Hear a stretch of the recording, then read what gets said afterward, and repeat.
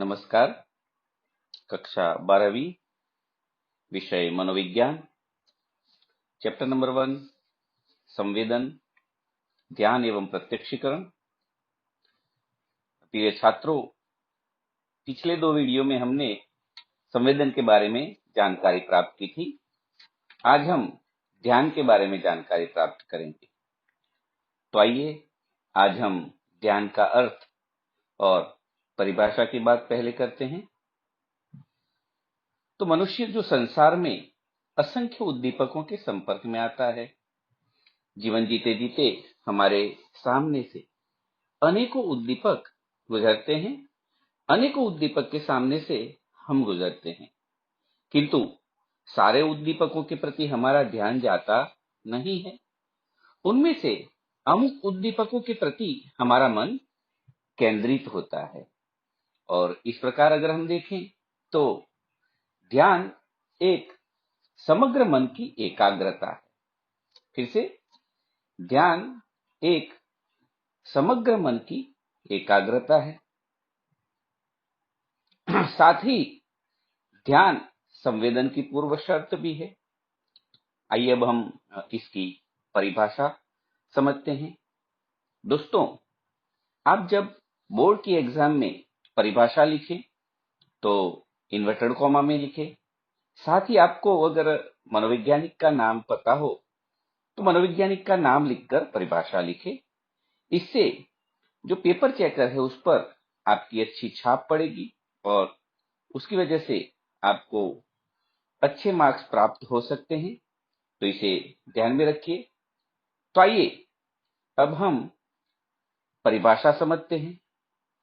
H.E. Garrett नाम का जो मनोवैज्ञानिक है, उसने ये ध्यान की परिभाषा दी है। ध्यान अर्थात निश्चित उद्दीपक की पसंदगी करके उस पर एकाग्र बनने की प्रक्रिया।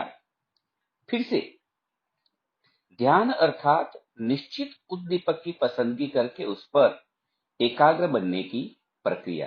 यानी कि हमारे सामने से अनेकों उद्दीपक गुजरते हैं, हमारे सामने आते हैं, किंतु सारे उद्दीपकों के प्रति हमारा ध्यान जाता नहीं है। इन बहुत सारे उद्दीपकों में से किसी एक उद्दीपक के प्रति हमारा मन एकाग्र होता है और इसी को ध्यान कहते हैं।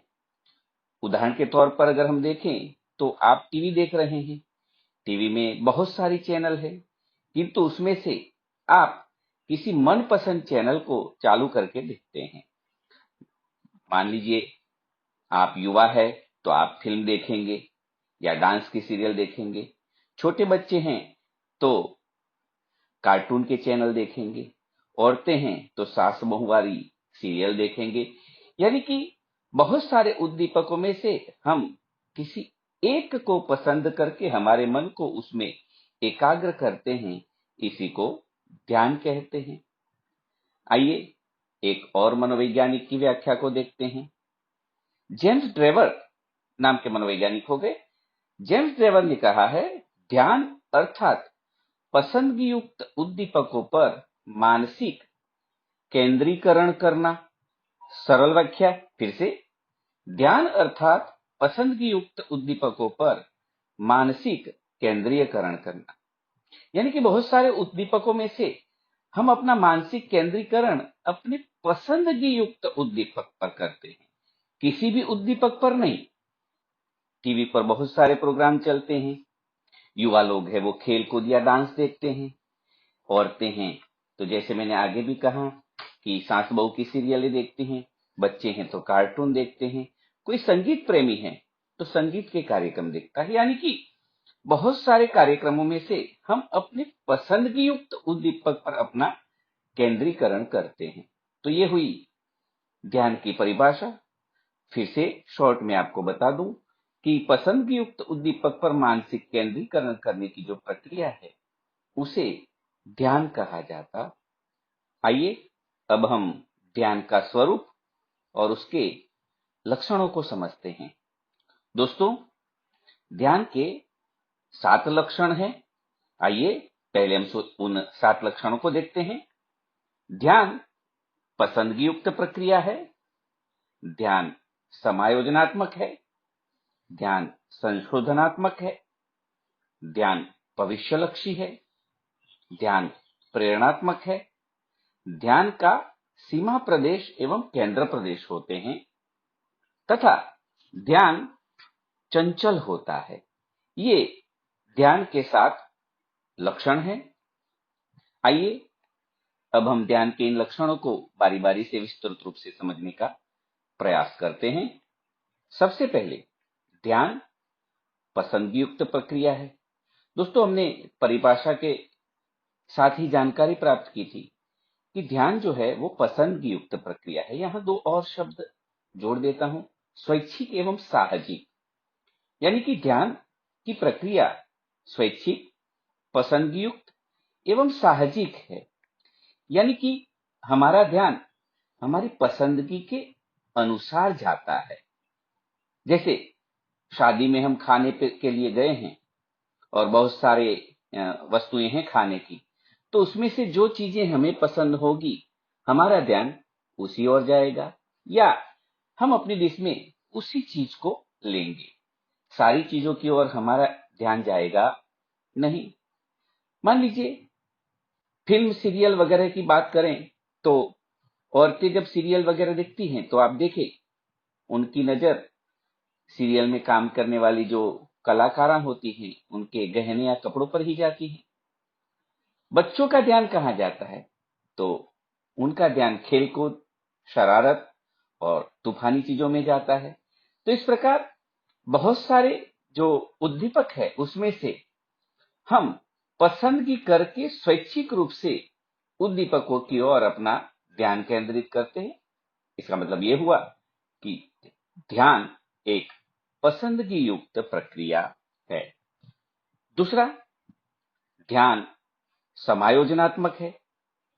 समायोजनात्मक का मतलब यह है कि किसी की भी उद्दीपक के प्रति हमारा ध्यान केंद्रित करने के लिए हमें शारीरिक एवं मानसिक समायोजन साधना होता है। क्योंकि ध्यान एक शारीरिक एवं मानसिक प्रक्रिया है जिसमें हमें ज्ञान तंतु, गर्दन, आंख, इन बहुत सारे हमारे शारीरिक अंगों का समायोजन स्थापित करना होता है, तभी हम अच्छे से ध्यान को केंद्रित कर पाते हैं। उदाहरण के तौर पे आप समझ ले, मान लीजिए हम घर के बाहर बैठे हैं और आकाश में प्लेन जा रहा है। अब उस प्लेन की ओर हमारा ध्यान केंद्रित करने के लिए हमें अपनी आंखें और गर्दन दोनों को आकाश की ओर घुमाना होता है। तो यही हुआ समायोजन। अगर हमें दूर की वस्तु को देखना है तो हमें अपनी आंखों को सिकुड़ना पड़ता है, संकुच करना पड़ता है। धूप में हमें दूर की कोई वस्तु को देखना है तो उसके लिए हमें अपनी आंखों पर हाथ रखकर प्रकाश का समायोजन करना पड़ता है। तो इस प्रकार अगर हम समझे तो ध्यान केंद्रित करने के लिए हमें शारीरिक एवं मानसिक समायोजन साधना होता है और इसीलिए ध्यान को समायोजनात्मक कहा गया है। ध्यान का तीसरा लक्षण है ध्यान संशोधनात्मक है। इसका मतलब यह है कि जो चीज हमें पसंद हो, जिसमें हमें इंटरेस्ट हो, उस चीज के बारे में हम बहुत सारी जानकारी इकट्ठा करेंगे, उसका तरह तरह से परीक्षण करेंगे। उदाहरण के तौर पर समझे, जब हम कपड़ों की दुकान पर जाते हैं तो बहुत से कपड़े व्यापारी दिखाता है, लेकिन जो कपड़ा हमें पसंद आ जाता है हम बार बार उसी पर ध्यान केंद्रित करते हैं और उसका कलर, उसकी डिजाइन, इन सारी चीजों के बारे में हम बार बार चेकिंग करते रहते हैं। यानी कि जो चीज हमें पसंद आ जाती है वहां हमारा ध्यान ज्यादा जाता है और उसके बारे में हम बार बार परीक्षण करते रहते हैं। इस हिसाब से कहें तो ध्यान संशोधनात्मक है। ध्यान का चौथा लक्षण है ध्यान भविष्यलक्षी है। यानी कि हम भविष्य का अनुमान करते हुए हमारा ध्यान केंद्रित करते हैं।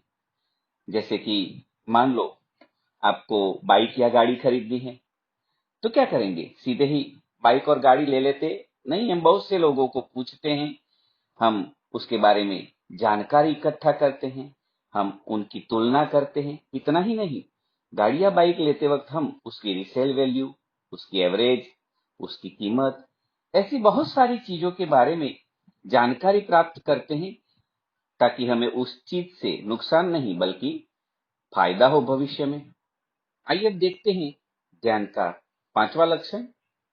ध्यान प्रेरणात्मक है, यानी कि ध्यान के लिए कोई उद्देश्य, लक्ष्य या इच्छा जिम्मेदार होती है।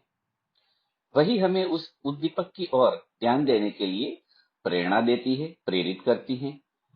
उदाहरण के तौर पर समझे तो वर्तमान पत्र में बहुत सारे समाचार, विज्ञापन वगैरह आते हैं, लेकिन जिसका ध्यान या जिसका लक्ष्य जिस प्रकार होता है, उसी प्रकार के समाचार या उसी प्रकार के विज्ञापन पर व्यक्ति का ध्यान जाता है। अखबार तो वही है, किंतु लिखिए, कुंवारे व्यक्ति का ध्यान शादी संबंधित विज्ञापन पर जाएगा। कोई युवक नौकरी के लिए इच्छुक है तो उसका ध्यान नौकरी के लिए आए गए विज्ञापन पर जाएगा। किसी को खेलकूद में रुचि है तो उसका ध्यान खेलकूद के समाचारों की ओर जाएगा। यानी कि ध्यान प्रेरणात्मक है, व्यक्ति का लक्ष्य या इच्छा उसको प्रेरित करती है, उसी ओर व्यक्ति का ध्यान जाता है। और इस प्रकार से कहें तो ध्यान प्रेरणात्मक है। आइए अब ध्यान के छठवें लक्षण को देखते हैं। ध्यान का सीमा प्रदेश एवं केंद्र प्रदेश होते हैं। ध्यान के सीमा प्रदेश एवं केंद्र प्रदेश को अच्छे से समझ ले। जो पदार्थ हमारे चेतन मन में स्पष्ट रूप से उपस्थित न हो, फिर से अच्छे से समझे, जो पदार्थ हमारे चेतन मन में स्पष्ट रूप से उपस्थित न हो उसे सीमा प्रदेश कहते हैं, और जो पदार्थ हमारे चेतन मन में स्पष्ट रूप से उपस्थित होता है उसे केंद्र प्रदेश कहते हैं। तो हमारे चेतन मन में जिन पदार्थों की स्पष्ट रूप से उपस्थिति होती है वे हमारे ध्यान का केंद्र प्रदेश हुआ, और जिन पदार्थों की हमारे चेतन मन में उपस्थिति नहीं होती उसे ध्यान का सीमा प्रदेश कहते हैं। अब मान लीजिए आप रूम में पढ़ने के लिए बैठे हैं, तो जिस किताब को आप पढ़ रहे हैं वह आपका केंद्र प्रदेश हुआ, लेकिन उस रूम में फैन चल रहा है तो उसकी ओर आपका ध्यान जाता नहीं है, वह ध्यान का सीमा प्रदेश हुआ। मान लीजिए आप गाना सुन रहे हैं, तो गायक की जो आवाज है वो ध्यान का केंद्र प्रदेश है, किंतु उसी गीत में बहुत सारे वाद्य यंत्र बज रहे हैं, उसकी ओर ध्यान जाता नहीं है, तो वह हुआ ध्यान का सीमा प्रदेश। आइए अब देखते हैं ध्यान का अंतिम लक्षण। ध्यान चंचल है, यानी कि ध्यान स्थिर रहता नहीं है, बार बार बदलता रहता है।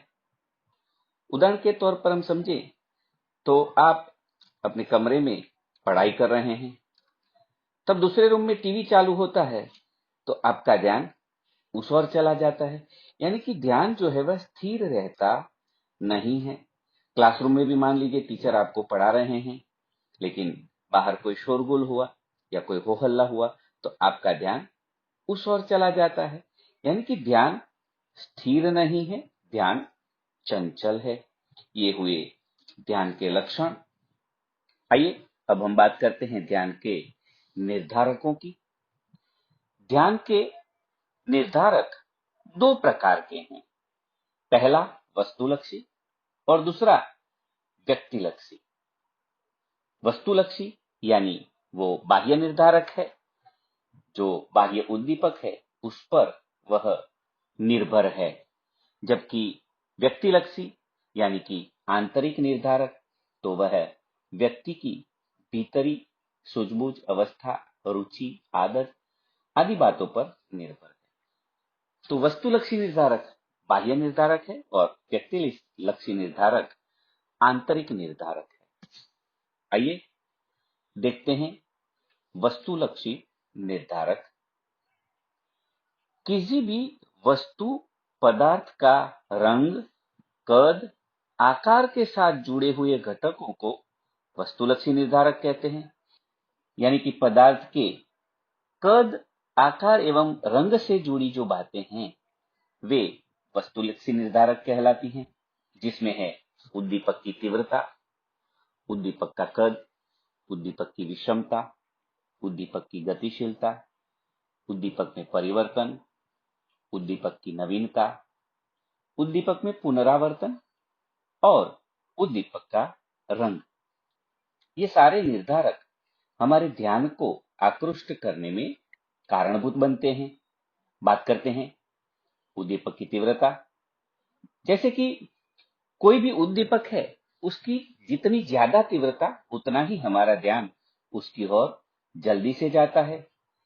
समझने के लिए, आपके घर की डोरबेल बज रही है और दूसरी ओर समझे तो डीजे बज रहा है, तो ध्यान डोरबेल की ओर न जाकर डीजे की ओर जाएगा, क्योंकि उसकी तीव्रता ज्यादा है। हम रास्ते से गुजर रहे हैं, गाड़ियां आ जा रही है, उसके हॉर्न भी बज रहे हैं, लेकिन एम्बुलेंस गुजरती है तो उसका सायरन या उसका हॉर्न है वो हमारा ध्यान जल्दी से आकृष्ट करता है। ये हुई उद्दीपक की तीव्रता, यानी उद्दीपक में जितनी तीव्रता होती है उतना ही जल्दी से हमारा ध्यान उसकी ओर जाता है। दूसरा है उद्दीपक का कद। मान लीजिए रोड पर हाथी और कुत्ता जा रहे हैं, जा तो दोनों रहे हैं, लेकिन हमारा ध्यान हाथी की ओर जाएगा, कुत्ते की ओर नहीं, क्योंकि हाथी का कद बड़ा है। तो उद्दीपक का कद भी हमारे ध्यान को आकृष्ट करने में महत्वपूर्ण भूमिका निभाता है। बहुत बार बहुत से व्यापारी भी इस चीज को ध्यान में लेकर हमारा ध्यान आकृष्ट करने के लिए इसका उपयोग करते हैं।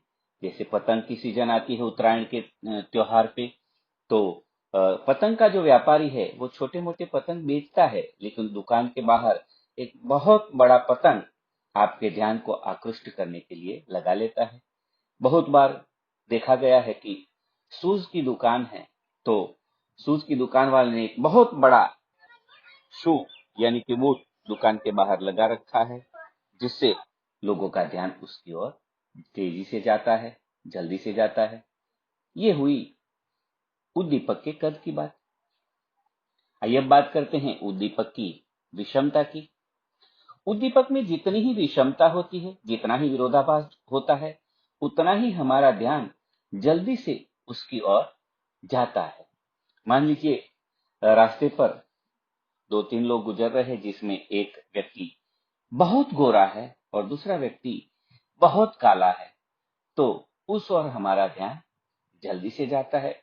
या कहें कि कोई व्यक्ति बहुत लंबा है और कोई बहुत छोटा, दोनों साथ जा रहे हैं, तो हमारा ध्यान उसकी ओर बहुत जल्दी जाता है। आइए अब बात करते हैं उद्दीपक की गतिशीलता की। यानी कि उद्दीपक अगर स्थिर है तो हमारा ध्यान उसकी ओर जल्दी से जाता नहीं है, लेकिन जो उद्दीपक गतिशील होता है उसकी ओर हमारा ध्यान तेजी से जाता है। मान लीजिए हम बैठे हैं और सामने ही बाइक पड़ी है, लेकिन उस बाइक की ओर हमारा ध्यान जाता नहीं है, लेकिन वहां से कोई तेजी से बाइक पर गुजरता है तो उसकी ओर हमारा ध्यान जल्दी जाता है, क्योंकि वह गतिशील है। हम बैठे हैं और बहुत से पंछी सामने दाने चुग रहे हैं, हमारा उसकी ओर ध्यान जाता नहीं है, लेकिन कोई पक्षी उड़ता है तो उसकी ओर हमारा ध्यान जल्दी से जाता है। यानी कि ध्यान जो है वह गतिशील है, यानी कि गतिशील चीजों की ओर हमारा ध्यान जल्दी से जाता है। आइए अब बात करते हैं उद्दीपक में परिवर्तन की।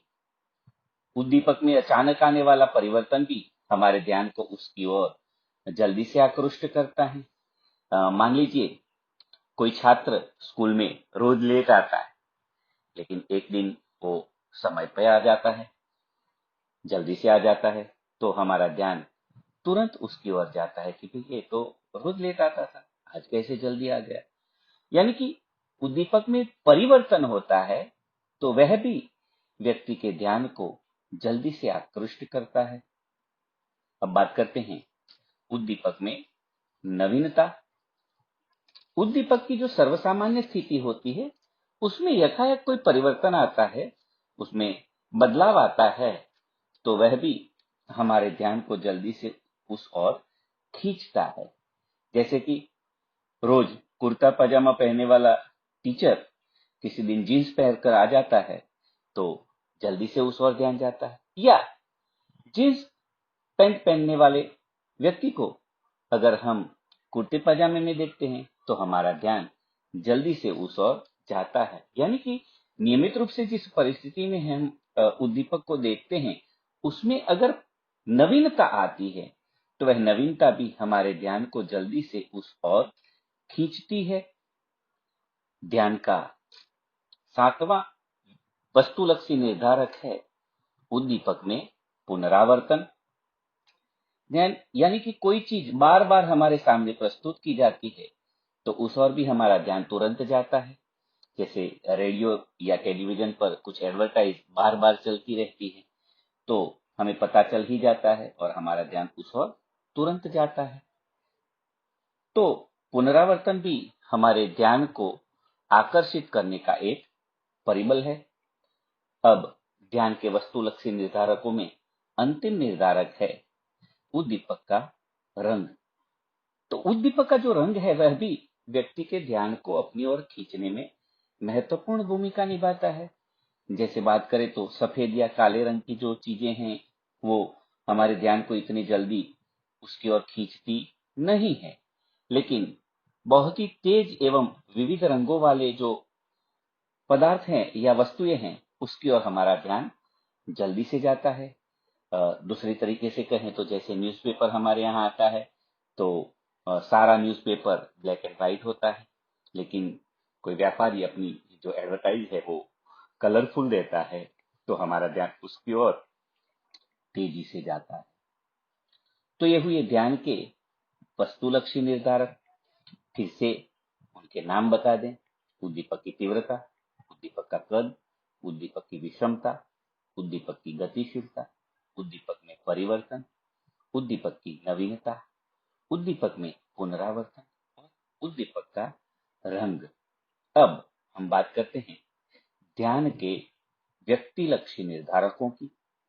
ध्यान के व्यक्तिलक्षी निर्धारक 5 है। रुचि या अभिरुचि, आवश्यकता, आदत, शिक्षा तथा मनोशारीरिक स्थिति। ये 5 व्यक्तिलक्षी निर्धारक भी ध्यान खींचने के लिए महत्वपूर्ण भूमिका निभाते हैं। तो आइए अब हम ध्यान के व्यक्तिलक्षी निर्धारकों को समझने का प्रयास करते हैं। सबसे पहला है रुचि या अभिरुचि। तो दोस्तों, हमारा ध्यान उसी ओर जाता है जिसमें हमारी रुचि या अभिरुचि होती है। किसी भी वस्तु की ओर हमारा ध्यान तुरंत से जाता नहीं है। जैसे कि क्रिकेट प्रेमी है तो उसका ध्यान क्रिकेट के खेल की ओर, क्रिकेट की कमेंट्री की ओर और क्रिकेट के बारे में हर प्रकार की जानकारी इकट्ठा करने की ओर जाता है। कोई संगीत प्रेमी है तो उसका ध्यान संगीत के सुरों और उसकी तर्ज पर जाता है। ये वैयक्तिक बात है, यानी कि व्यक्ति की रुचि या अभिरुचि ध्यान को आकर्षित करने में महत्वपूर्ण भूमिका निभाती है। दूसरा है आवश्यकता। आवश्यकता भी व्यक्ति के ध्यान को अपनी ओर खींचती है। जिसकी जो जरूरत होती है उसका ध्यान उसी ओर जाता है। जैसे हमें प्यास लगी है, भूख लगी है तो हमारा ध्यान पानी और खाने की ओर ही जाता है।